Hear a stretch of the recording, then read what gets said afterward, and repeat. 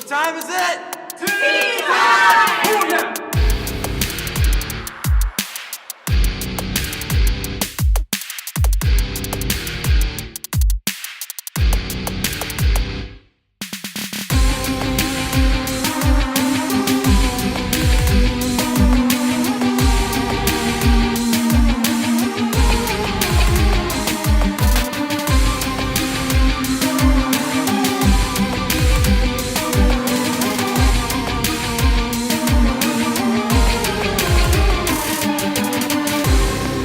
And welcome back. This is episode 19 of Tea Time with Trenton. That is me. So let's just get to it. Second episode back from a long hiatus. But baseball just officially announced their award winners, and I can't say I really disagree with any of them. Altuve and Giancarlo Stanton, MVPs. I maybe would have went with Paul Goldschmidt for NL MVP, but in all honesty, I would have went with Nolan Arenado from Colorado anyways. But I don't have a problem with Stan one of it. Sure as heck don't have a problem with Altuve winning it. Rookies of the Year, I don't think it was a contest. It's Aaron Judge and Cody Bellinger. Managers of the Year, not really, I don't think a real contest. I think it went to the right guys. Diamondbacks back in the playoffs in forever. Minnesota Twins going from 100 losses to 90 wins and making the playoffs. So those two were pretty clear cut. An NL Cy Young, I think it had to be Scherzer. I would have went with Scherzer just because Kershaw missed so many starts. And then there's the one I might argue. I probably would have went with Chris Sale. He was overly dominant for so long. Yeah, he had a rough finish, but so did his offense behind him. And he got rocked some. I don't mind Corey Kluber winning it. It's his second Cy Young, even though he shouldn't have gotten his first one. That should have went to King Felix up in Seattle. But new ways, sabermetrics go in Kluber's favor a lot of the time. But that'd probably be the only real beef I would have. I agree with pretty much all of them. And in all honesty, whether it be Kluber or Sale, it really, you can't go wrong with either one. But I definitely would have went with Chris Sale. Moving on to the NBA, a few things have come up recently as big debates, big talks. But first, let's just recap a little bit of where the league's at. Oklahoma City Thunder, now the Melo, Paul George, Russell Westbrook trio of doom. Unfortunately, that's doom for OKC because they're just not working yet. They could figure it out. They could turn it around. It's just a matter of when, not if. But it's a matter of when will it happen and if it will be good enough. Spurs off to kind of a sluggish start, but that's to be expected with Kawhi Leonard on the shelf. Celtics off to a scorching start, losing Gordon Hayward at the start of the season to one of the most gruesome looking ankle injuries I've ever seen and rattling off 14 straight wins. So they're looking pretty tough. Cleveland's kind of a mess, but then again, push comes to shove, they show up and they ball out. And as long as you have the best player in the NBA, which is still LeBron James, you're always going to have a chance. But they're going to be interesting to see how they go on, because if they don't turn it around and they're looking at a solid possible 4-3 seed, that could be interesting. I've shared my thoughts on where I think LeBron should go for the rest of the season, but I won't bore you with that again.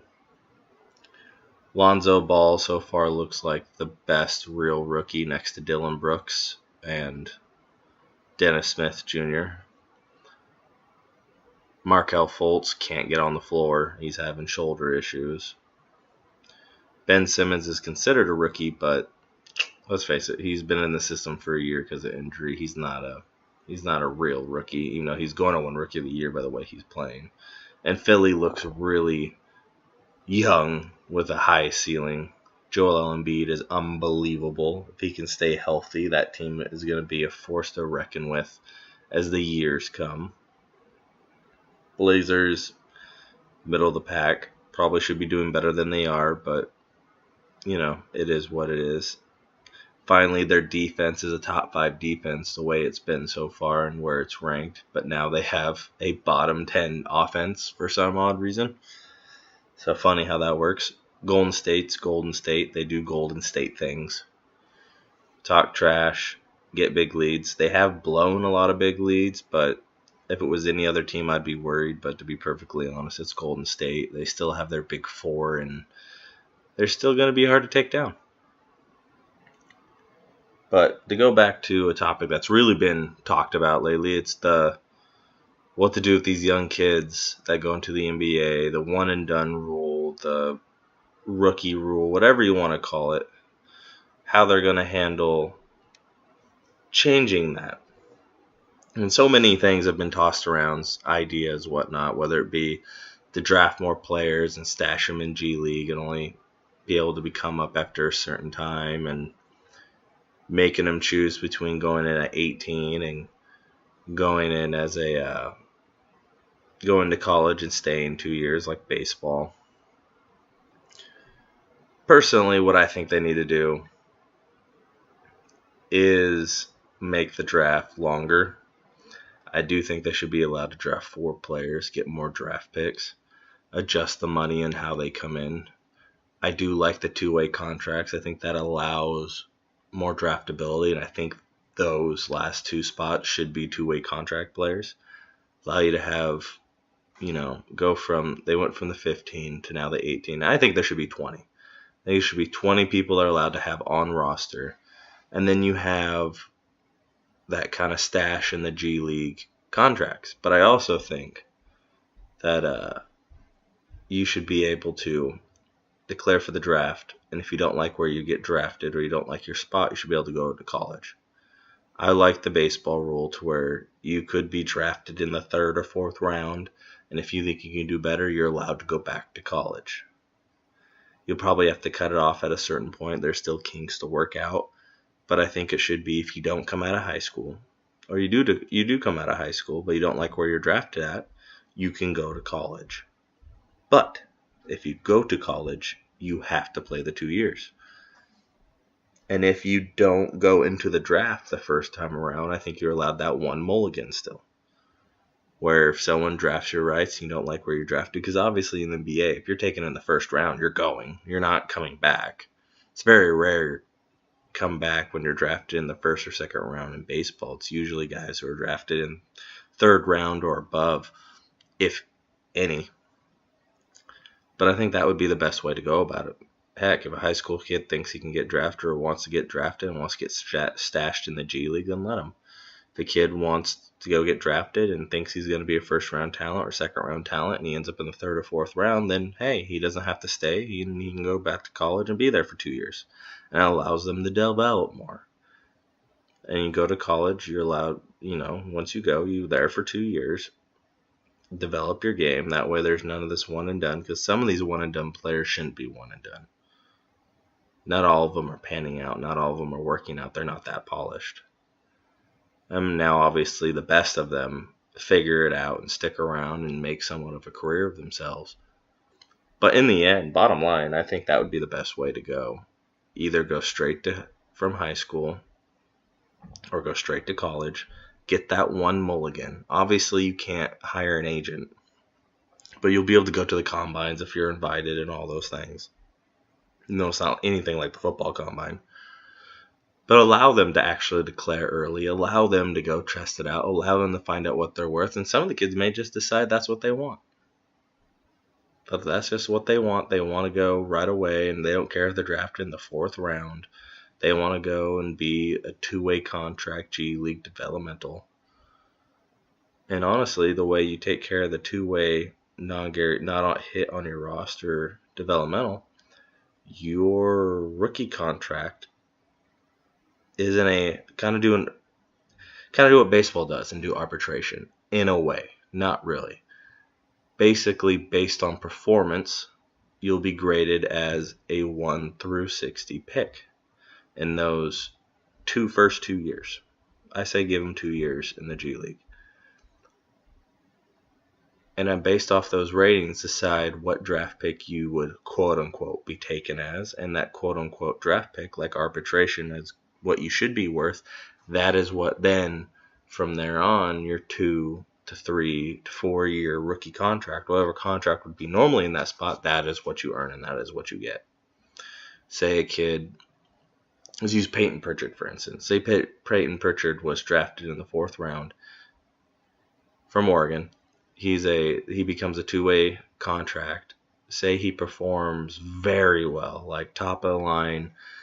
They bring him up super good, averaging a double-double in the G League. When he comes up, he plays extremely well. Then he's playing like a 5th overall pick. Well, then the contract he gets is what the 5th overall pick would get if that's what he was picked as after the 2 years. And that's where the arbitration, which is an arbitration lawyer, comes in. That's how baseball does it. So that's how NBA should do it. I think it makes it pretty cut, dry, and pretty simple. And that seems to be the best way to fix it. So there's less of this young people who can't play, aren't ready to play, bodies aren't ready to play, and it allows them to get paid sooner and it allows them to not go up against the cap. So make it 4 rounds. You can come out of high school. If you come out of high school, you're allowed that one mulligan to go back to college, but you have to stay at college for 2 years. If you're in college after 2 years and you enter the draft and you don't like where you're drafted, like baseball, you can go back. And the way you help teams, you don't get anything for 3rd and 4th round picks. Those are just risks. Let's say, for some reason, the Spurs draft an 18-year-old out of high school with the last pick of the 1st round, but he doesn't want to play for the Spurs or he wants to be a top 5 pick. What the Spurs get is a compensation pick the next year, which the way it works in baseball, it's at the end of the draft, another 1st rounder. So they end up with 2 1st rounders. And in the NBA, how you trade picks, it could be maybe you take a guy you know that's not going to come back. Who knows? It can make things very, very interesting. Now, before we move on to our next topic, not a very long show today, let me tell you a little about a place called Auto Service Express. I'm telling you guys, your car is not working, it doesn't sound right, something is going on. Take it to Tom, tell him I sent you. Go to Auto Service Express off Mohawk Boulevard. They're the ones that will get your car up and running and get the job done and do it right. You won't have to go back for the same problem because they'll make sure it's fixed when you leave. That's my guarantee. That's Tom's guarantee. It's the best place to truly go. Auto Service Express. Now we're actually going to end this show. There's not a whole lot to talk about in the NFL too much right now, other than the Eagles look unbeatable and the Saints look like a team that could really be a threat. But we're going to talk about Oregon. Yes, we are going to talk about Oregon and things that involve Oregon. Not a whole lot. But we'll start off with Oregon football with a nice 48-28 win over the Arizona Wildcats, a team that was on fire, a team that won 5 of 6. They came into our house and they got dominated. Like I said last podcast, relax. I know everyone's going to think if Herbert never got hurt, what this season will be like. Well, you can't live in the past. Don't think like that. It's going to hurt your head. It's not going to make you feel good. Bottom line is Herbert is back. We are bowl eligible. We are going to a bowl. Be happy. Step in the right direction. Everyone wanted Helfrich out, and they wanted to go in the right direction, a new direction, a possibly better direction. This is how you start. He's going to have a 6 to possibly 8 win season. You have the Civil War and the bowl game. Win both of those. And we go 8-5, which is better than the 4-8 we did last year. Do that. And we have something starting.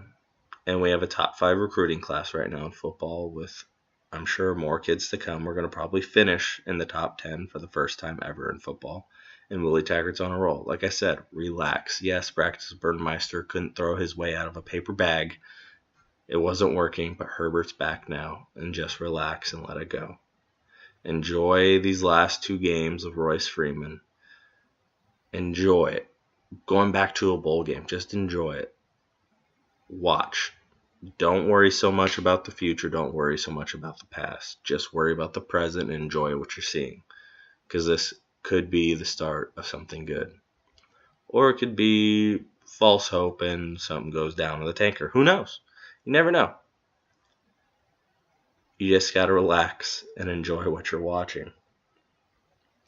And a name you're going to have to definitely relax when you hear is going to be Chip Kelly. All the fun phantom sources of I know a guy and know a guy and know a guy. Well, I'll tell you what, I don't know many guys. But I don't, and I still don't, believe Chip Kelly is going to Florida. I really don't. Just because he has no connections to Florida. He has no recruiting base in Florida. I think, honestly, Texas A&M is where he's going to go. Until today when Jim Mora Jr. was fired from UCLA. That is a dangerously intriguing job, and it's in an area he knows better than Texas. Being in California, he could poach from Oregon, he can poach from Washington. Texas, it's a little bit harder. But now there's two jobs that are very legitimate for him to get into, who are going to be looking at him and going to be going after him. Bottom line. So yeah, we might be facing Chip Kelly at UCLA. Don't worry about it. It is what it is. Just let it go. Let him go wherever he's going to go. And just get ready for a dogfight. He's going to run his offense. You know what you're going to see. We're going to see how good of a coach Chip Kelly really was because he left before everyone adjusted to his style of play. So we're going to see if his style can still work, can't we? Because Helfrich ran a different type of his style because Helfrich had to adjust. So let's see if Chip Kelly adjusts. He was very good at that at Oregon. Let's see if he can do it at UCLA. Let's see if he can do it at Texas A&M. And watch. He doesn't end up going anywhere. I think there's a legitimate chance he's going to be the next offensive coordinator in New England with Bill Belichick. That wouldn't surprise me. How's that for a hot take?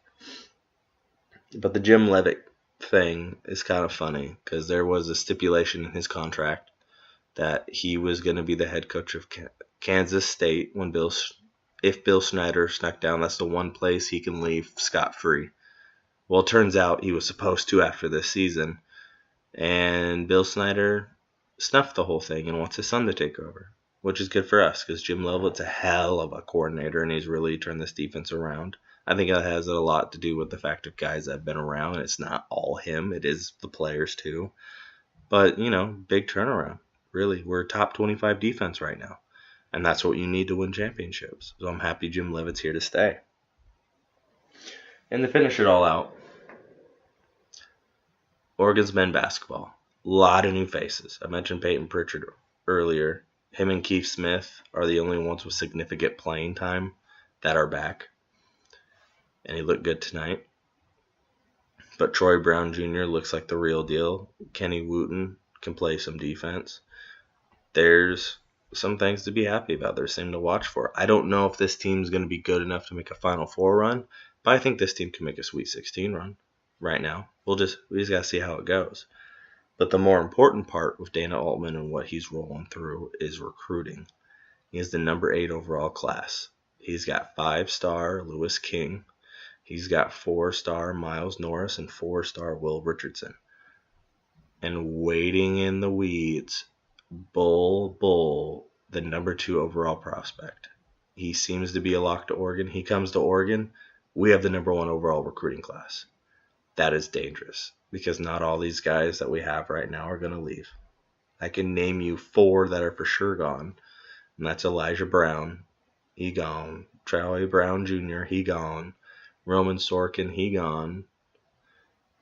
And now I can't remember the name of the other guy, Kyle McIntosh. Those guys are the seniors that will for sure be gone, other than Troy Brown's a true freshman, but he's kind of a one-and-doner. And he's really good. But what Dana Altman has built, he's now going from mostly transfers and nobodies to low-end recruits to now top-end recruits that everybody wants. He finishes this off and gets Bull. Look out. He can turn Oregon basketball into a perennial. He can turn Oregon basketball into Arizona. I'm not going to get into it right now, but the FBI investigation with the dirtiness that goes on in NCAA basketball and recruiting, that could be the downfall of Arizona. If that's the downfall of Arizona, Oregon's in a position to take this conference and take it hard. By the balls, by the skeevies, whatever you want to call it. They have an opportunity to get a stronghold on this conference and become that perennial Sweet 16, Elite 8, Final Four, possibly national title team every year if they're going to rope in top 10 classes every year, which could be where Dana Altman's heading. Become that green blood, not blue blood, but the green blood out here in the Pacific Northwest. But I don't have a whole lot for you to this episode. Still getting my feet wet, still getting back in the groove. Hopefully I sound a little bit better than I did last week. But until that time.